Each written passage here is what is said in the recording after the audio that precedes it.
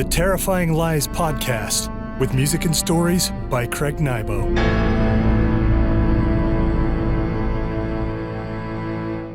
Greetings, friends, and welcome to another episode of the Terrifying Lies Podcast, where idyllic towns transubstantiate into terrifying nightmares under the cloak of night. Just a fair warning, today's episode is part 2 of a 3-part series. If you haven't heard part 1, I encourage you to go back and listen. Otherwise, you might become a bit addled. It's time to delve into the heart-pounding second part of the hypnotic nightmare tale, Evil Exhumed.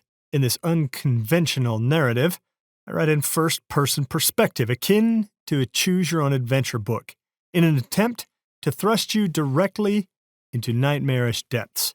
Part 1 revealed that you, a small-town cop, found yourself facing the aftermath of the execution of death row inmate Leon Mitchell. But Leon, in his wickedness, defies the very concept of death. He's returned, accompanied by ghastly allies from beyond the grave. Your duty is clear. Protect your town from this malevolent resurgence. Find a quiet place where you can close your eyes and listen. Brace yourself and prepare for a journey to test your courage and grip on sanity itself. Part 2 of Evil Exhumed will further immerse you into the hypnotic abyss. Be warned, survival remains uncertain. I now give you Evil Exhumed Part 2 of 2, written and performed by me, Craig Nybo.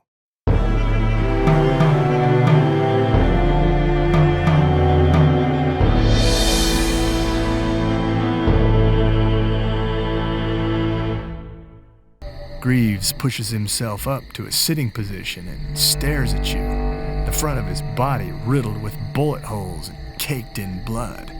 "You can't stop us," he says with a strained gasp. He seems to be getting better, to be healing. "That can't be," you say to Melvin.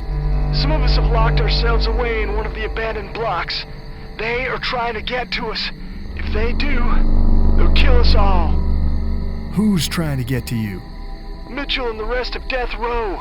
He's come back and he's changed them somehow. I'm telling you, they're not human, and they're after blood."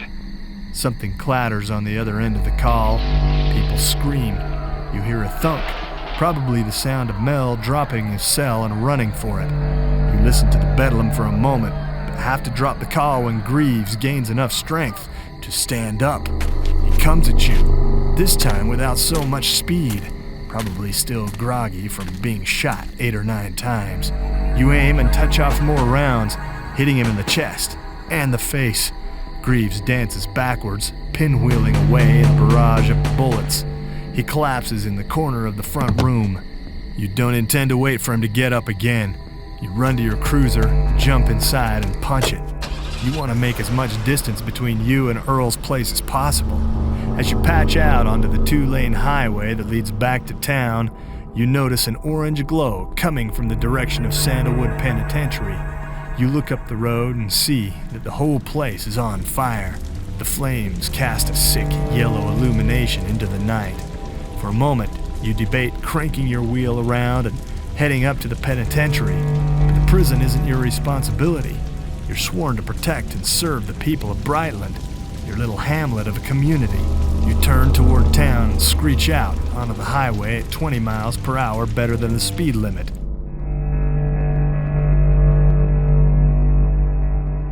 When you reach the outskirts of town, you see that you aren't the only one who's noticed the blaze coming from the prison. People living on the fringe of the city line stand on their lawns, looking toward the orange light, which forms a hot line along the horizon. You slow your cruiser and pick up your radio handset. You switch the cruiser to PA mode and speak through the speaker mounted under the hood. "Please go into your homes and lock the doors," you warn. To your chagrin, those gathered on their front lawns ignore you. You stop your cruiser and get out.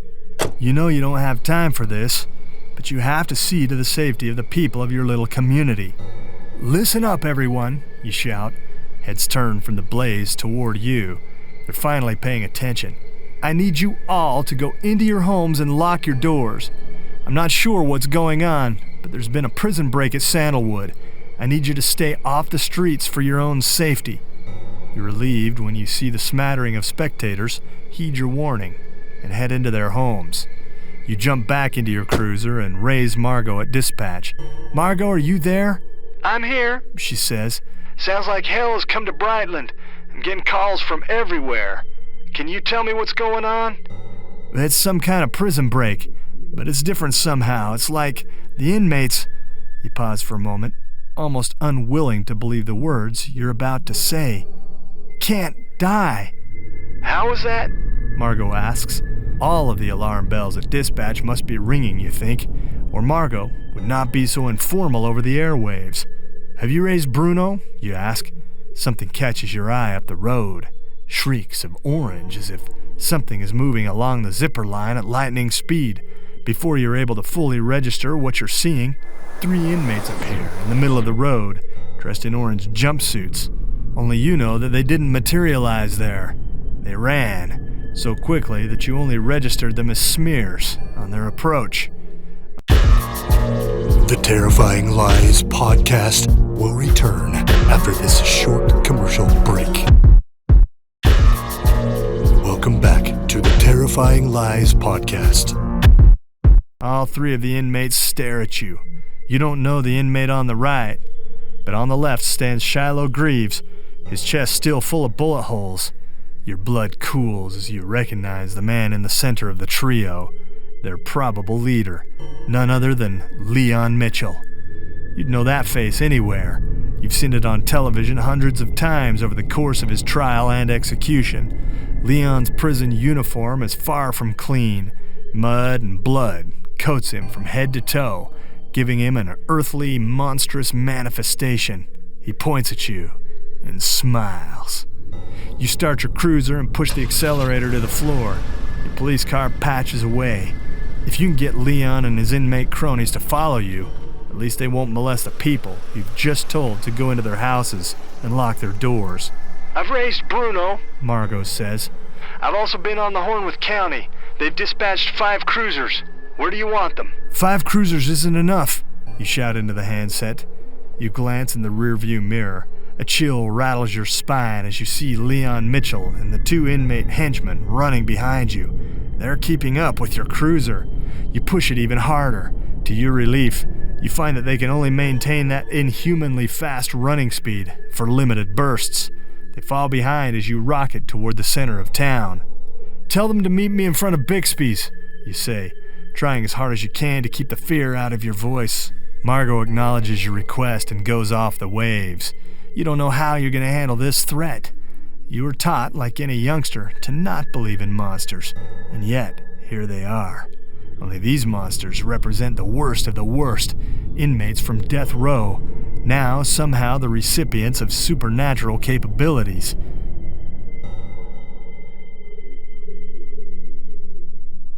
You see Bixby's Tavern ahead. You picked it as a meeting point due to its position directly in the center of town and due to its position across from a wide parking strip the city planners installed in the center of Main Street. Bixby's is as good a place as any to take a stand against what? Demons? Vampires? You can hardly form the words, let alone acknowledge their presence. You pull your cruiser around and stop in the middle of the centerline parking strip with your headlights aimed back toward the orange glow coming from the prison in the distance. You gather what weapons you have, a service pistol and a pair of shotguns, one from the trunk, the other mounted on a catch between the 2 front seats. You lay the shotguns on the driver's seat of the cruiser and crouch down behind the open door, aiming through the V between the door and the body of the car. After a few tense minutes, the relieving red and blue glow of rotating top lights approaches from behind you. You crane around and spot 6 more police cars, 5 from County, 1 driven by Bruno Sheridan, your deputy. You direct the police cars into an improvised echelon formation, aiming up the street. Circle the wagons, you think to yourself. The enemy is on the warpath. As the cars jockey into position, you notice a half-dozen people staggering out of Bixby's Tavern. There's Abel Shaw, who you picked up no less than 6 times for assault and battery. There's Sharon Horn, who usually goes home with any man willing to buy her a drink. There's Rhonda Simmons, whose husband just left her for a younger model. You always thought Rhonda could do better than that SOB. Josh and Joel Starkey come out of the bar, a pair of brothers who always have some new scheme to make millions. You remember the podunk car dealership they tried and failed to run a couple of years ago. Finally, Lyle Langevin staggers out of the joint, a baseball bat in his tattooed hand. Lyle works as the head bouncer at Bixby's. You know firsthand, after arresting several disorderly patrons thrown out by Lyle, that he can handle his own in a fight. As the 6 barflies stagger out of the joint, it's clear to you that none of them are in any state of mind to run up against what you know is coming to downtown Brightland. "Get back inside," you shout. They ignore you. Joel Starkey even raises a glass of beer toward you and smiles. You swear under your breath and continue directing the smattering of police cars into formation. After they are all parked, the officers inside them get out, come to you, their eyes darting toward the glow on the horizon as they trot to where you stand. "Listen," you say as they gather round, "I don't know exactly what's going on. It's some kind of a breakout, but there's something different about these escapees." You swallow hard. You hope they will believe you, outlandish as you know your explanation will sound. "I met up with one of them earlier up at Earl Jakes' place. I pumped at least 10 rounds into him and he still kept coming." "PCP?" one of the county officers asks. "It was more than PCP. I'm not sure what's fueling these guys, but you have to treat them like they're rhinos. They will just keep bang!" Someone touched off a shot. You and the other officers all duck in unison at the report. You glance over at Bixby's. Lyle Langevin has brought something more than a baseball bat to the party. You spot a revolver in his hand, probably a pawn shop midnight special. The other barflies hold their hands over their ears. The unmuffled snub-nosed shot must have blasted out their eardrums. "Drop the gun!" you shout at Lyle. He ignores you and levels his weapon up the street in the direction from which you came into town. Bang, bang! He squeezes off 2 more rounds. You hear Bruno, your deputy, utter something just north of a moan under his breath, his eyes trained on something up the street. You follow his field of vision and spot the 3 inmates you encountered on the 2-lane highway just off from Earl Jakes' place. There, standing in the middle, is Leon Mitchell, his 2 cronies on his wings. More inmates have joined his posse, at least 7 from your quick count. "Spread out and take him down," you shout. The phalanx of officers raise their weapons and peel away. "On your knees," one of the county officers shouts as he sidesteps away from you toward his police cruiser. The inmates around Leon Mitchell advance. Mitchell puts up his hands. They stop. You notice that each of the inmates have something in common. Their faces are washed in blood, particularly around their mouths. Red ichor runs down their chins and necks and stains the chests of their orange jumpsuits with slick crimson gore. The officers move to their police cruisers, taking cover behind their vehicles. Mitchell watches them scatter. His mouth peels into a wide grin, his blood-stained teeth glimmering through the blood clotted around his mouth. "Oh, I don't think it will be us on our knees tonight," Mitchell says. He takes a couple of steps forward, his body glowing under the influence of cruiser headlights. Rotating top lights dance in blue and red on his jumpsuit. "I'll bet you're just wondering how it is that I got out." You hook up one of your shotguns from the driver's seat and level it at Mitchell, taking cover behind the car's open door. Leon Mitchell holds his arms up into the lemon-colored glow of the police cruiser headlights. Much of the flesh on his fists has been torn away, leaving almost skeletal remains of his hands and forearms. You notice a crop of new growth around his wrists. He's rapidly healing, but not instantaneously. You remember Shiloh Greaves, how you gunned him down back at Earl Jakes' place. Although Greaves now stands in front of you, one of Mitchell's soiree, you had been able to temporarily incapacitate him. Maybe with enough firepower, Leon Mitchell can be stopped. Mitchell snaps his fingertips together. They click as the tips of his claw-like bones make contact, sounding like a set of castanets. "It's not a problem, though," he says as he ventures forward a few more steps. In an hour or two, I'll be as good as new.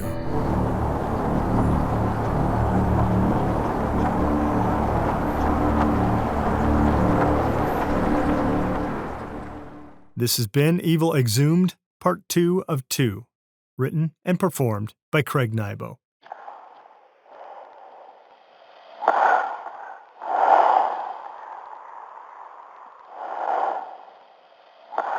Evil Exhumed is part of a larger project that I produced several years ago. My goal? Terrify my friends by hypnotizing them and guiding them through a designer nightmare.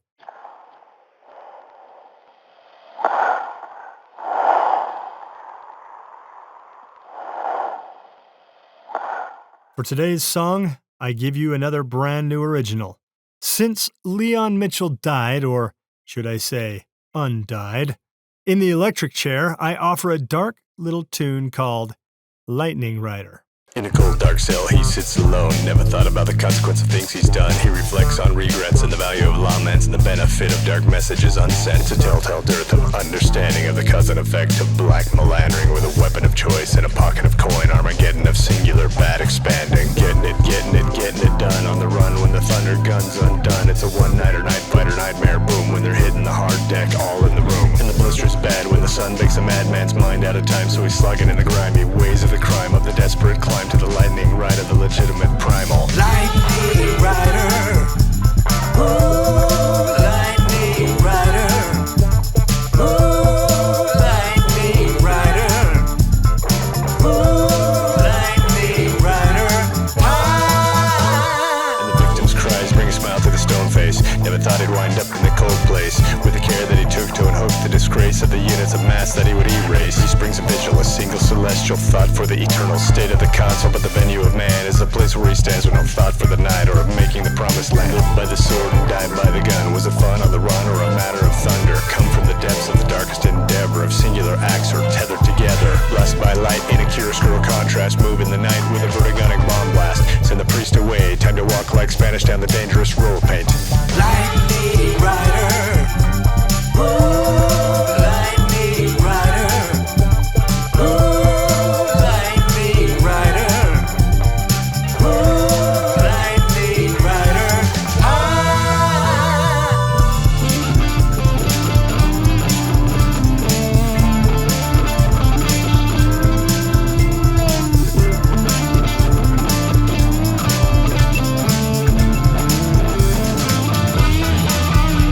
And the final meal, what a requisite deal.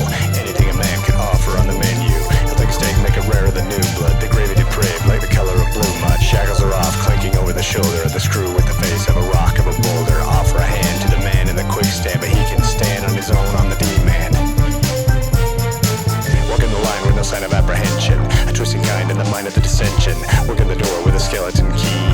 Creaking it open so everyone can see. A fluted face all filled with rant and rage. Meeting the eyes of the surviving prey backstage. He takes a seat on the chair of mercy.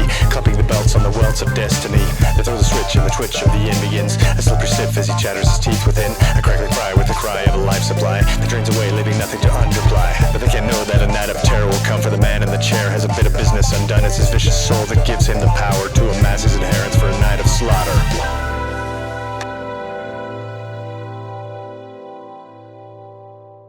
Well, friends, we draw near the end of another episode of the Terrifying Lies podcast. I express my deepest gratitude to each of you. Your unwavering support and dedication hold immense significance for me. The expeditions we embark on with every episode feel like a collective escape from the mundane, a vacation from the ordinary. The sense of community that's grown around this podcast is a remarkable testament to the curiosity and the shared love for the unknown that binds us all together. I'm grateful that you elected me to be your host. Until next time, I bid you sweet dreams, or should I say, sweet nightmares. This has been the Terrifying Lies podcast. Please come again. You're welcome here.